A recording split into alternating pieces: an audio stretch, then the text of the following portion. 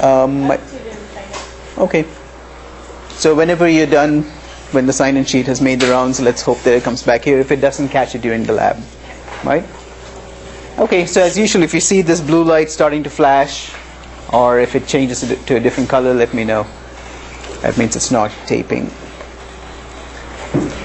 Okay, we're now in chapter 3, dealing with motion. Speed, we all know what speed is, right? What is speed?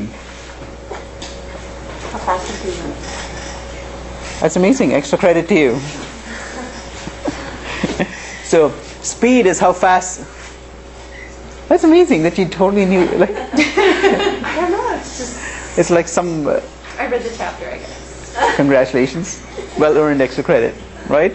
Okay, speed is how fast something moves, which is the distance traveled per unit time. So if we travel 60 miles in an hour, what is my speed? 60 miles per hour, right? If I were to drive 30 miles in that hour, it would be 30 miles per hour. What would my speed be per hour if I were to drive 30 miles in 30 minutes? 60 miles per hour, right? So in 30 minutes, I drove 30 miles. So I figure out how many miles I would travel in 60 minutes, multiply by 2, right? 60 minutes divided by 30 minutes gives me 2, multiplied by the 30 miles that I covered gives me 60 miles per hour. If any of you need me to work any of this out on the board, just raise your hand and say that, right?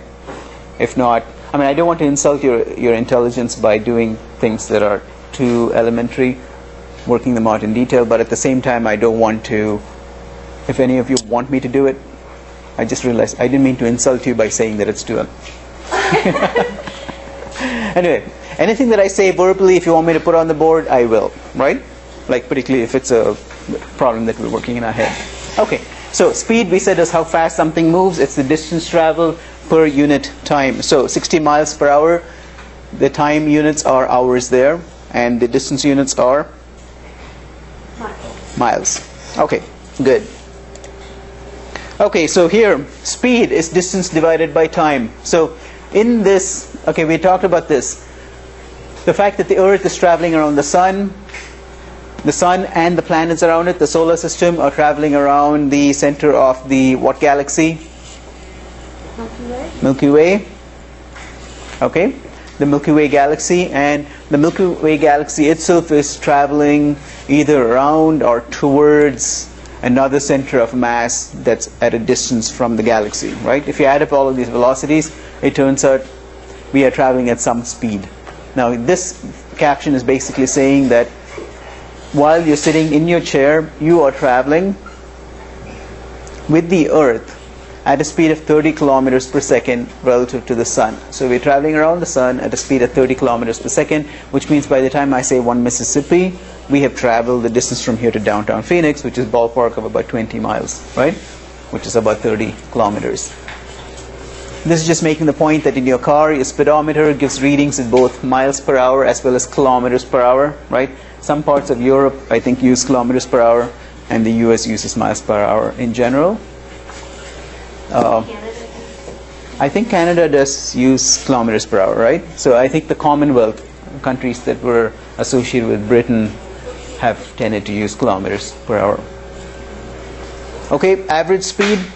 So speed is distance by time. The average speed is the total distance traveled divided by the time interval. So if we were to travel 320 kilometers in 4 hours, now this includes having taken a break for breakfast or lunch or whatever, right? So you add up the total time, including the time that you took on breaks. That's a total of 4 hours. So the total distance traveled, 320 kilometers divided by the 4 hours, gives you 80 kilometers per hour. And that gives you the average speed. Now, the instantaneous speed is the speed at any given instant, which is different from the average speed. The instantaneous speed, while you're at a rest stop, what is your instantaneous speed? 0 kilometers. 0 kilometers per hour. Extra credit for speaking up. Now, to make up the time, you might be traveling the rest of the time at 70 kilometers per hour. So at a given instant, let's say that you're accelerating, get past another vehicle, right? So at that time, you're violating the law, but you could be driving 75 miles per hour. And then after you pass the vehicle, then you could slow down or whatever, right? So the instantaneous speed is the speed at any given instant in time, which is different in general from the average speed. Okay, moving on to velocity. The velocity is the speed of an object together with its direction of motion. So if I were to say that I'm traveling 60 miles per hour, is that a speed or a velocity? It's a speed. If I were to say that I'm traveling 60 miles per hour due north, is that a speed or a velocity? That's velocity, right? So to specify velocity, I have to give you the magnitude. Magnitude is the number, 60 miles per hour, plus the direction, right? So any vector, so that's an example of a vector quantity. A scalar quantity is something that just has number, right? A vector quantity has number, magnitude, as well as direction. So velocity is a vector because it has a magnitude, which is the speed, and the specification of its direction. Okay, here is an illustration then of velocity. Here's a car traveling in a circle. At any given point in time, the velocity is the speed plus its direction. So let's say this car is traveling around the circle, let's say a racetrack, and it's traveling around the racetrack at 100 miles per hour, constant. Is its speed a constant? Yes. Is its velocity a constant? No. Right? Because even though the speed is the same, now students will sometimes get messed up on this. The speed of the car is 100 miles per hour and it stays constant at 100 miles per hour as it travels in the circle around the racetrack. However, its direction keeps changing, and as its direction changes, the vector is changing, right? The vector of its motion is changing, and so that means that the velocity is changing even though the speed is constant.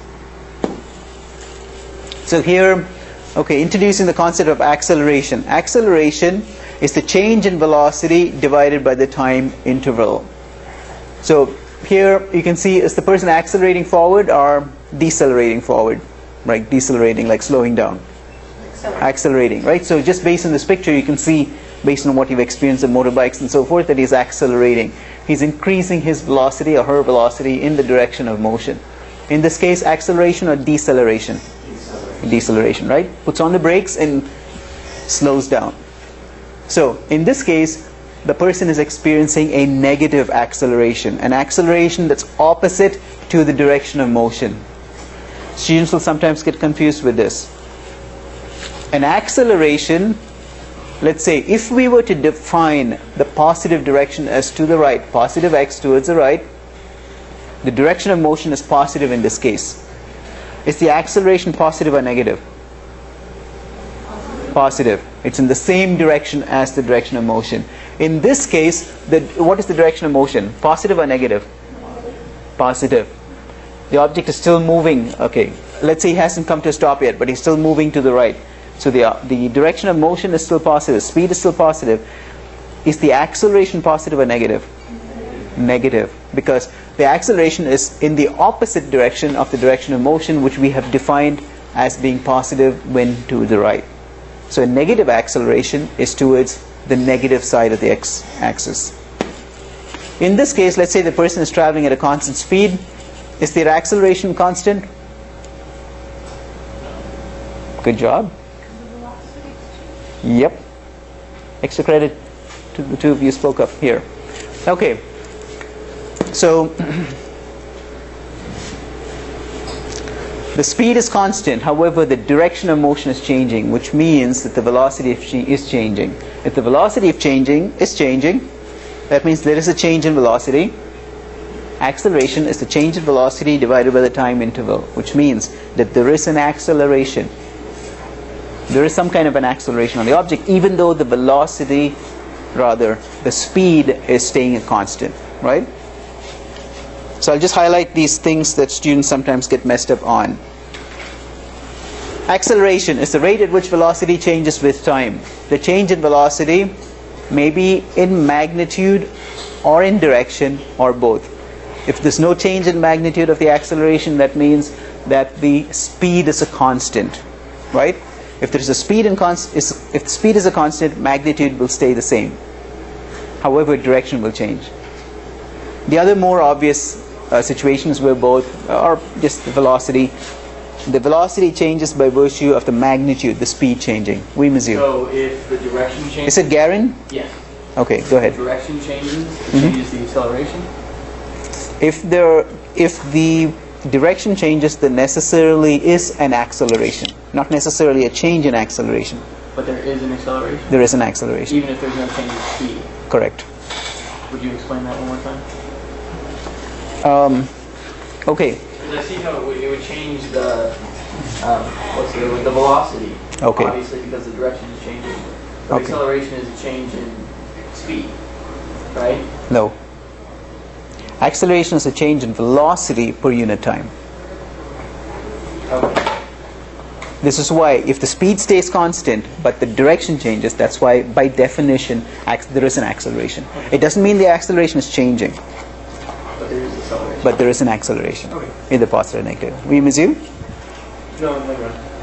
I was just going to ask, just because the way that what we were saying is that there's no shift in direction, then my question was, how could there be an acceleration if you're just continuing going forward, but it's just a change of speed? So Correct. Good. Extra credit to you for asking the question and for thinking it through.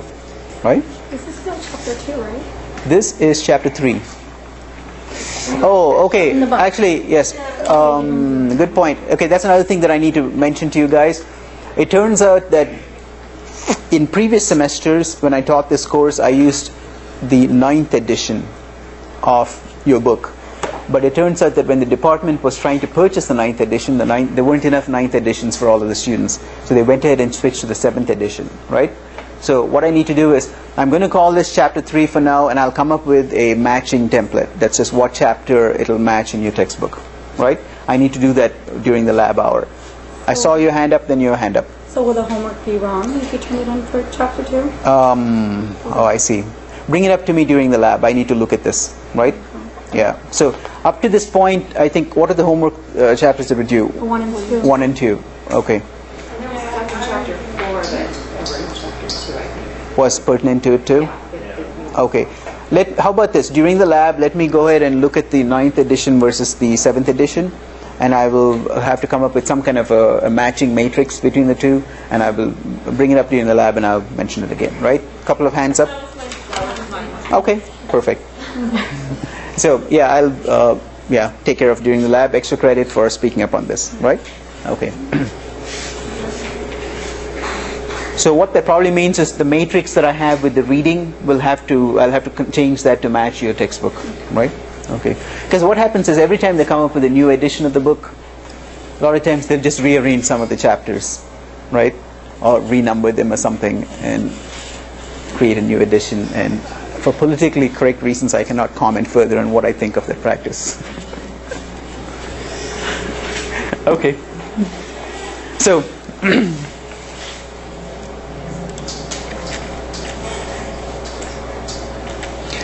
okay, so we have seen that velocity, we said the acceleration is equal to change of velocity over time interval, right? So acceleration by definition is the change of velocity over the time interval. Cross multiplying gives us acceleration multiplied by time, which is at the top there, is equal to the velocity acquired. So change in velocity is on the left hand side up there, is equal to acceleration multiplied by the time interval. We've also seen so far that the total distance covered is equal to the average speed multiplied by the time. Now, in a previous lecture we talked about Galileo and inclined planes. If you have, in this case, let's say we have a plank of wood that's vertical, and we have a ball that we hold next to the plank and we drop, and let's say there's no contact between the ball and the plank. What happens is the ball then accelerates under the influence of gravity, right? So here's at time equals 0, 1 second later, here's the ball, 2 seconds later, right? The total time is 2 seconds. The ball is here. After 1 additional second, the ball is here. After 1 additional second, the ball is here. After an additional second, the ball is here. From this, can we say anything about the speed or the velocity of the ball as it's dropping? Yep, it's increasing. So what happens is the direction of motion is staying the same. However, the delta, the distance traveled, is increasing as a function of time, right? Which means that the speed is increasing. Now, if we were to take this board and incline it, what happens is this change in speed will become less, even less, even less, And it's obvious that the extreme situation where we take this board and we make it totally horizontal, and the change of speed is then what? 0, right? The ball just stays stationary.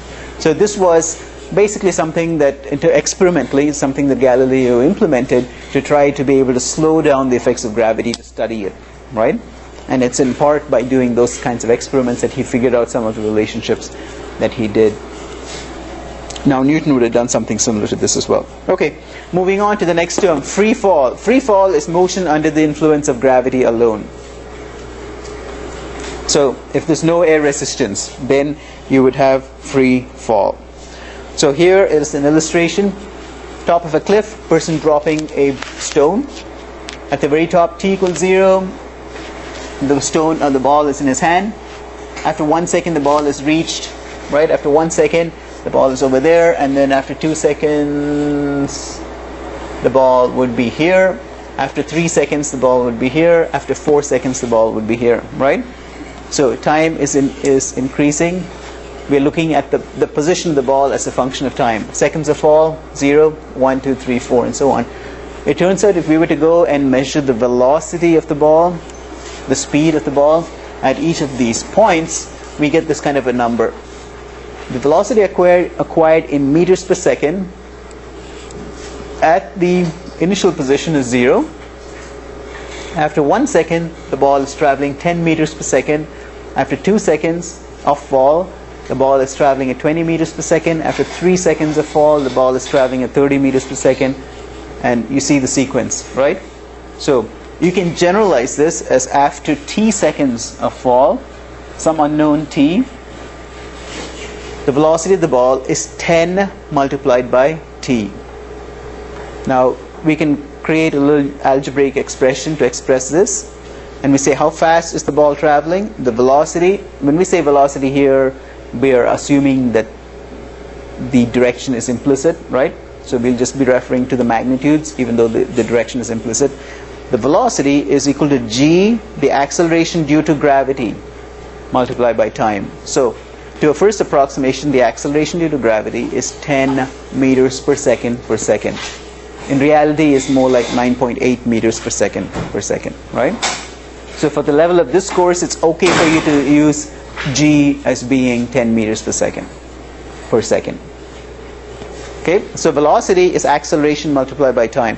So if you were to drop a ball from the top of this cliff, and if you were to ask what is the velocity of the ball after 15 seconds of fall, all you have to do is go and look at this expression and say, okay, time equals 15 seconds, g equals 10 meters per second, multiply the two, so 15 multiplied by 10 gives you 150 meters per second, and that's the velocity, right? So using this expression, after 1 second of fall, the speed is t is 1 multiplied by 10 gives you 10. After 3 seconds of fall, we have t of 3 multiplied by 10, which is acceleration due to gravity. 3 multiplied by 10 gives me 30, and that's how you get this, right? So in real life, what happens is, I mean, for us, when we're learning these things, we kind of memorize a little formula, and we just multiply it. Now, the question then is, when first scientists are setting up these experiments, they'll do this because they don't know what the form is.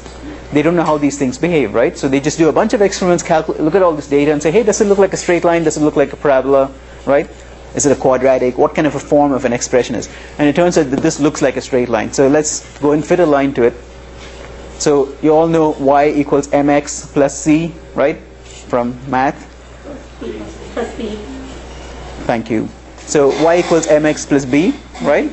And I'm sorry. That is really funny. That is a really good joke. I shouldn't go past that at this point, right? But thank you. Does it matter what it is? Okay.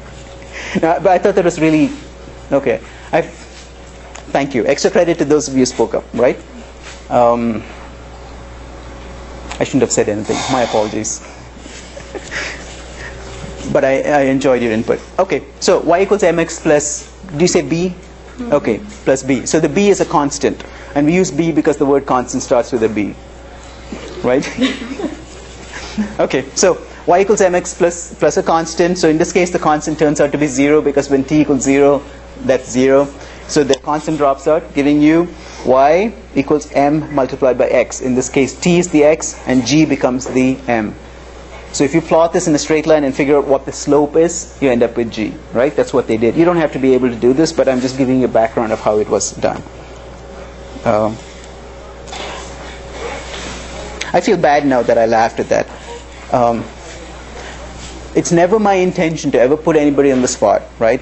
Or to make fun of anybody in any. I just enjoy teaching, as you can tell, right? And I enjoy interacting with students, as you can probably tell. And so, but it's never ever my intention to ever make you feel like on the spot, and if anything like that ever happens, let me know and you get an extra credit point. Okay, so same situation.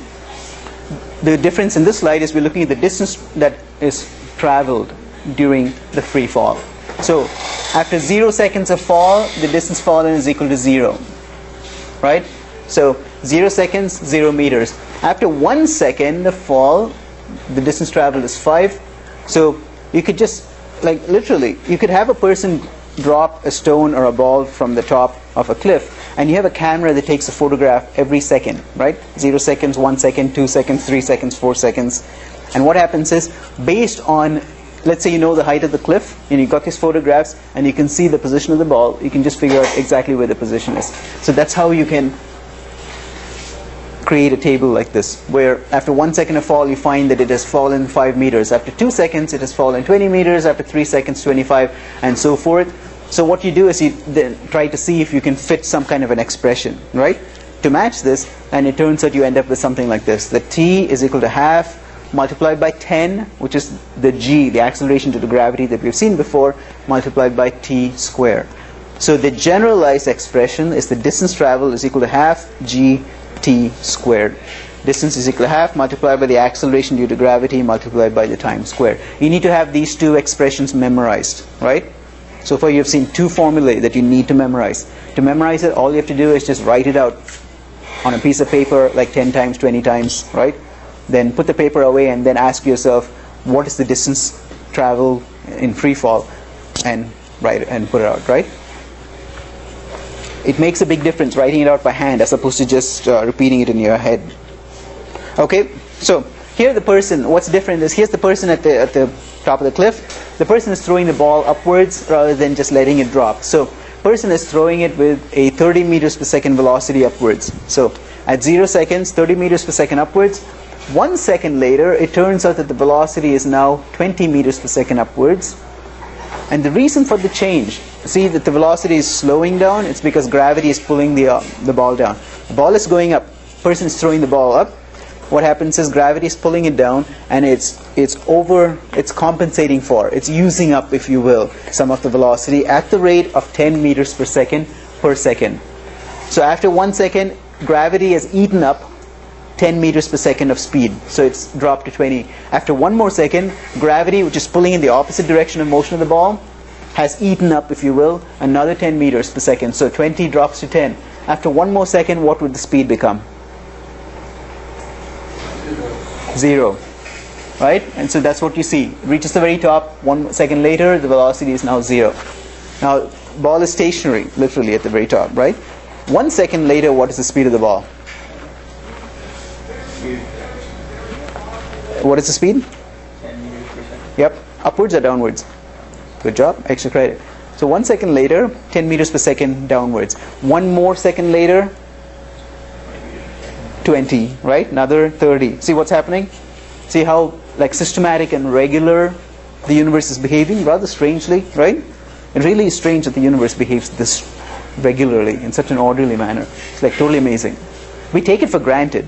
Totally take it for granted, right? Just like we typically take, I don't mean to be politically incorrect for some of you, but the way we take the love of our parents for granted, particularly the love of a mom, right? Totally for granted. Yep. There's no reason why your mom should love you. I don't mean to diss you in any way, right? You may be like the totally most lovable person in the world. But if you ever were a teenager, you know that teenagers in general are not particularly lovable, right? You may be the sole exception to the rule. I don't mean to diss any of you are teenagers at this moment. Don't mean to diss any of you, right? Okay. Oh, one. Okay, cool. Okay, two. Okay, with the exception of the two of you, right?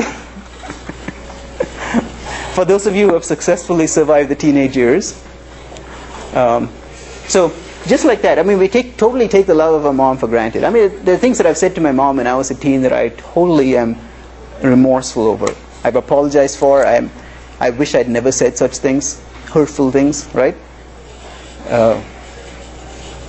I would never love me as a teenager. Okay, whatever that means, right? But just like that, the universe, we totally take these laws for granted. And the fact that the universe is so orderly, it is totally amazing that the universe is this orderly. There is no, from a scientific viewpoint, if you will, quote unquote, whatever the heck that means, there is no reason for the universe to be this orderly, for a ball to behave this. And the fact that if you did this experiment 300,000 times, in the absence of air resistance and wind and so on, the ball does exactly the same thing those 300,000 times. Why does it do it? We don't really know. Take it for granted, take it on faith if you will, write these pretty little mathematical expressions and we move on, right? Okay, so you can see velocity is 0 at the very top. 1 second later it's minus 10. Notice it's minus. In this case, this means we have defined the positive direction, positive y, as upwards as positive, right? So as long as this is v is positive, the ball is traveling upwards. Now when the ball is traveling downwards, we say that the velocity is negative. Minus 10 meters per second. 1 second later it's minus 20 meters per second. Another second later it's minus 30 meters per second, and so forth, right? If you're just doing a free fall, it's positive because you didn't have that upward motion. That's right, yes. Good job. Extra credit to you. So what happened is in the other example, because we just looked at we defined implicitly, we defined the positive direction as moving downwards, right? In this case, we define positive direction as moving upwards, right? That's why in the previous slides, the direction was the velocity was increasing positively as we went downwards. But now, it's increasing in magnitude with a negative sign in front of the magnitude. Yes? Okay, next slide. We have talked about this last lecture. If you have a feather and a coin in vacuum, what happens is, in free fall, in a vacuum, the coin and the feather fall at the same rate. They're attracted to the earth at the same rate, and they hit the ground, the bottom, at the same time. If there's air, then what happens? We talked about this, right? We used the illustration of, I think, this metal thingamajiggy and a piece of paper, right? And we found that the piece of the paper hit the ground first? No? Okay, we found that the metal hit the ground first, right? And what's happening is, in this case, this is the analogous experiment to the coin and the feather in air. What happens is, the air resistance buoys up. It slows down the feather as it tries to fall. The coin hits the ground first, right? So, the air resistance in that case is a confounding factor. Okay, so this slide, which is, it should be in your textbook, provides a summary of the formulae. Speed is equal to distance over time. You need to know these. The average speed is the total distance covered divided by the time interval. This is basically the same expression as that. Acceleration by definition is change of velocity over time interval. If there's no change in direction, then acceleration becomes change in speed divided by the time interval. So these are just definitions, right?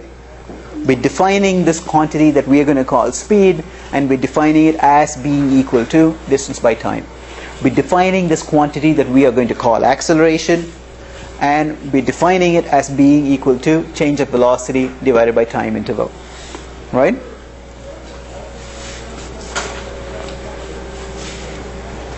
Velocity acquired in free fall from rest, velocity v equals acceleration due to gravity g multiplied by time.